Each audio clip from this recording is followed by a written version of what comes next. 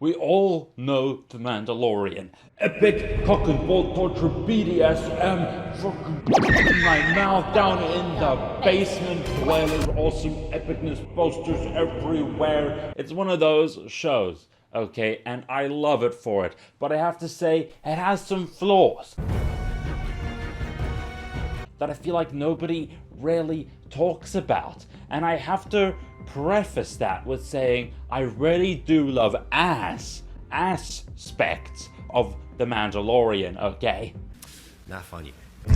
Even though the title of this video is I don't care about the flaws, kinda do in a way. Ironic. First off, the fight choreography. In my opinion, it could honestly use some work.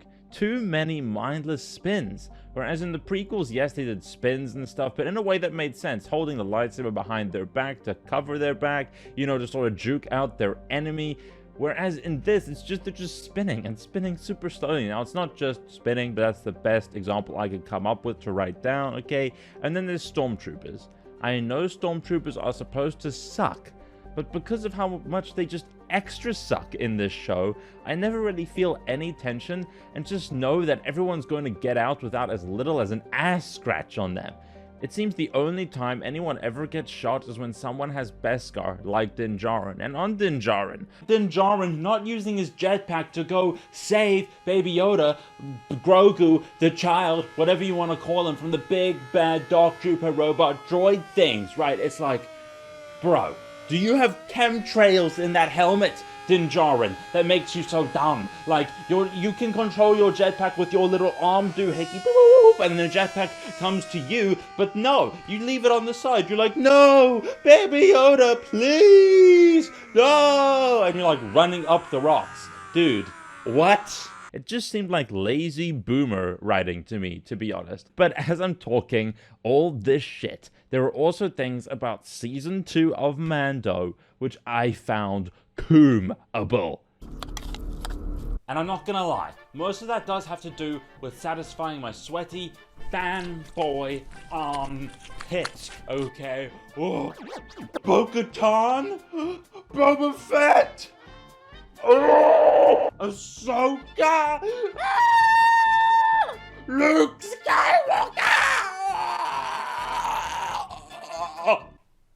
And I'm not gonna hide from that fact. That's what I'm like, okay? And that's why I love the show. And I love Temuera Morrison. He's just so epic. His voice, it's everything. It's perfect for the clones. It's perfect for Boba Fett.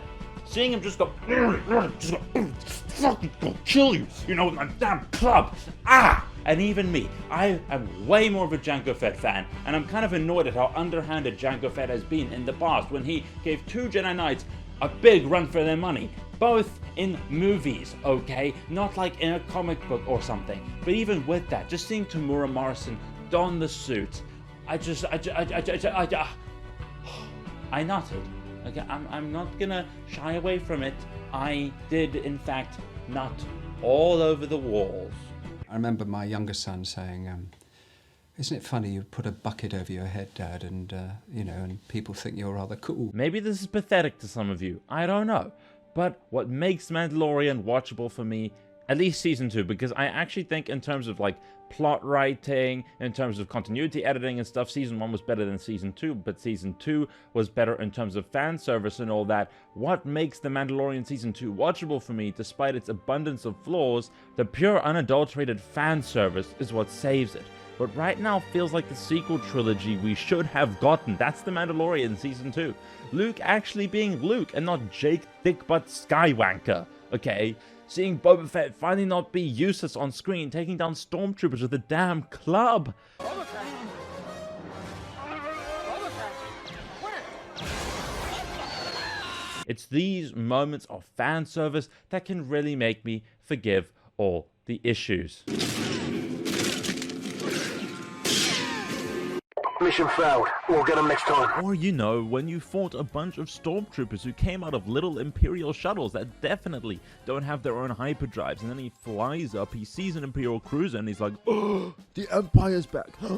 I can't believe it. It's like, bro, did you not just figure that out already by fighting a bunch of stormtroopers? Why are you surprised only now? It's like, also, he worked with the Empire. He would know what their ships were like, what their shuttles could do. And I mean, he's a bounty hunter. All this stuff should be common knowledge to him. He just lives in the universe. He should know what's going on, right? That's what sets my mind for a spin, is when the writing's like that, when he's surprised at something he really shouldn't be surprised about. But while I have so many issues with the show on a technical level, I just feel like it's healing so many wounds in turn. But at the same time, it's kind of funny. Any emotional moment that wasn't fan service didn't really get me, because I was pulled out of them by the flaws I noticed. I think the only non-fan service emotional moment that got me was Bill Burr's character talking about Operation Cinder and all the innocent lives lost.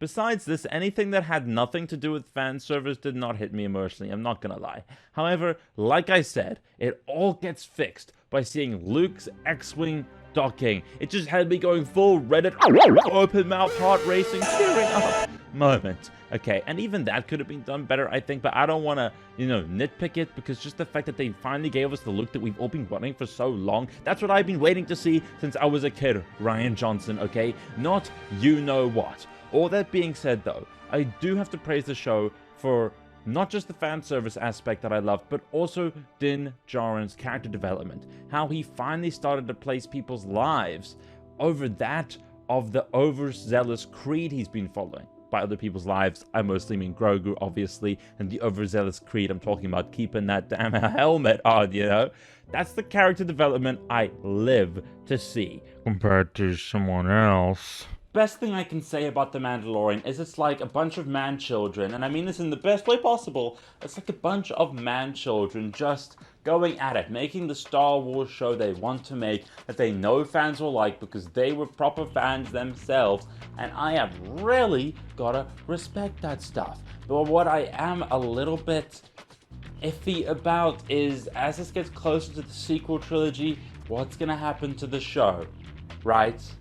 And I'll be honest, the overarching story is cool, but I've even rarely enjoyed the sort of side mission things, like with those really cool spider things that Rolf McQuarrie originally drew for A New Hope, but it was never used. Anyway, like those really cool spider things were used, and that was epic. And then something that was more along the main storyline, like episode 4, where they had to go to that like facility with the weird clone things and the tanks. I didn't dig that as much for some reason. So for me, when it comes to The Mandalorian, the big overarching story, it isn't even, like, it's cool and I like it, but I'm a bit worried as to where it's gonna go. But I'm getting off track. That's what I thought of The Mandalorian. Really strong show in terms of fan service and overall character arcs, right? But definitely had its flaws in terms of the actual making of a show, fight choreography and stuff. And I didn't want to delve too deep into that. I didn't want to nitpick too much because I really am just so appreciative of us finally getting something Star Wars, that actually feels like it's for the fans and like it's not punching us in the dick constantly. Thank you so much, everybody, for watching. Like, subscribe, comment and share if you enjoyed the video, and I will see you in my next video, which is most likely going to be about Attack on Titan Season 4, whenever that finishes up. Maybe I'll have a quick video in between the two. Thank you so much, and I will see you in the next one.